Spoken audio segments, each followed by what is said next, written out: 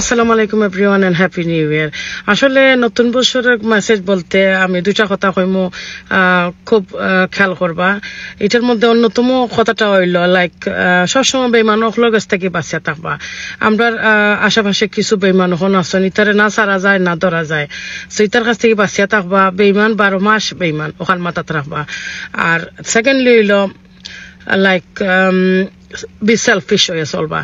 B shellfish ও আসলা মানে নাই যে সেউরে কষ্ট দিয়া নিজে আরাম করা, কেউ ক্ষতি কইরা নিজের বালা করা, এরকম কিছু নাই। বি সেলফিশ আমি ওটা বুঝাইছি লাইক আমরা দুনিয়াতে আইসি একলা, যাইমু একলা, আর হিসাবটাও কিন্তু আমরা দিতে হইব। তো যেহেতু সব তো আমরাও করা লাগবো, নিজে একটু সেলফিশ হওয়াটা জরুরি আছে।